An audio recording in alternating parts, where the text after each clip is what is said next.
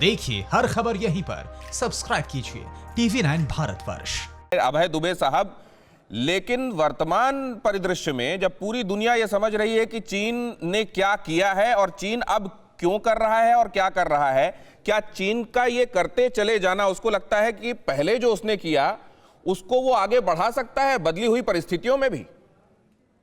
देखिए दिनेश गौतम जी, चाइना की हमेशा से किसी से पक्की दोस्ती या मित्रता नहीं रही। उसकी अपने देश के हित की पॉलिसी ही उसके साथ आगे रही है।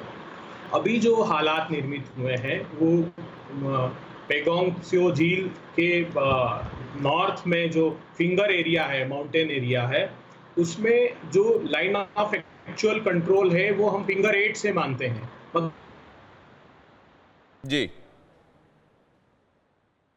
अगर चाइना लाइन, आप देखिए कारगिल के समय भी उसने फिंगर 4 तक अपना नेटवर्क, रोड नेटवर्क डेवलप कर लिया था।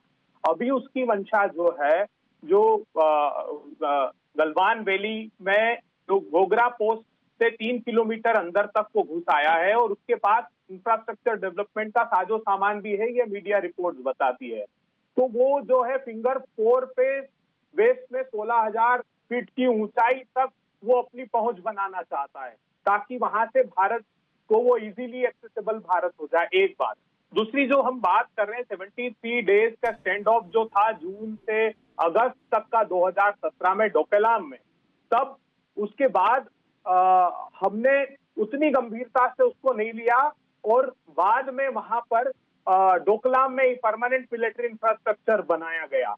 हमने उस पर ध्यान नहीं दिया। बाद में रक्षा मंत्री जी ने उस बात को स्वीकारा भी सही, मगर फिर प्राइम मिनिस्टर वुहान गए। वुहान में हमने प्रतिपक्ष ने कहा कि आप डिफाइन कीजिए, आप इस पर बात करेंगे, तो ये कहा गया सरकार की तरफ से ये बगैर किसी एजेंडे की मीटिंग है। आप देखिए उसके बाद 19 में चाइनीज प्रेसिडेंट चेन्नई में आए, तब भी पूछा कि क्या एजेंडा है, तो एक नया क्रम प्रारंभ हुआ कि बगैर एजेंडे की मीटिंग। जबकि वो जब मीटिंग अनाउंस हुई उसके 2 दिन बाद इमरान खान के साथ चाइना में रिजोल्यूशन पास किया उन लोगों ने और एक साझा बयान जारी किया, जिसमें चाइना ने जम्मू कश्मीर पर पाकिस्तान के कंसर्न के साथ खड़ा हुआ। हमने पूछा कि क्या इस पर बात होगी, तो उस पर भी बात नहीं हुई। तो भारत को चाहिए कि जब इन 5-6 सालों में 3-fold इंपोर्ट बढ़ गया चाइना से, तो हम अपने हितों को आगे रखते हुए सरकार को दृढ़ता से बात करनी चाहिए। समूचा क्या डोकलाम से हमने कोई सबक नहीं सीखा? और उसकी एक वजह है क्या, ये मैं जानना चाह रहा था विवेक श्रीवास्तव जी के पास, लेकिन पहले कविंद्र जी से जवाब ले लूं, फिर आगे चलता हूं। कविंद्र जी।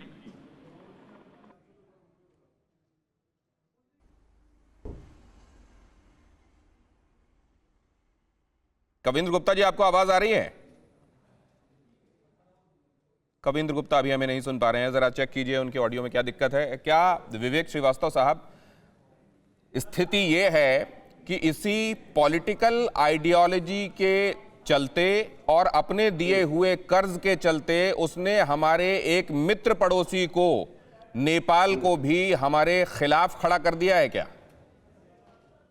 देखिए, पहली चीज है, आपको ये मानना पड़ेगा कि अगर मैं चाइना के फेवर में बोलूं तो मुझे देशद्रोही करार मत दीजिए, लेकिन अगर कुछ अच्छा है तो उसको हमें मानना पड़ेगा। आपको मानना पड़ेगा कि चाइनीज ने हमारे बाद आजादी हासिल की, लेकिन बहुत मेहनत करी है और उनकी मैन्युफैक्चरिंग इंडस्ट्री वर्ल्ड क्लास है। हमारे प्रधानमंत्री 6 साल से विदेश यात्रा करके पूंजी निवेश के लिए दौड़ रहे हैं और 6 साल के बाद हाथ जोड़ के कहते हैं आत्मनिर्भर भारत बनाइए। Back to the communist politics and communist economics. China के लिए हिंदुस्तान एक बहुत बड़ा मार्केट है। आप आज अगर मार्केट में निकलते हैं, नारे लगाना बहुत अच्छा लगता है कि हमने चाइना के साथ ये कर दिया और हमने चाइना के साथ वो कर दिया।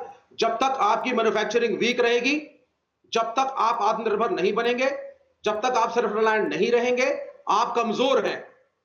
You are using the Chinese products, you are one of the biggest markets for them.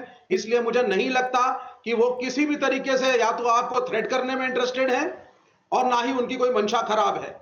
ये जो पॉलिटिक्स आप देख रहे हैं हमारे नेबर्स के साथ, ये हमारी अपनी फॉरेन पॉलिसी का फेलियर है।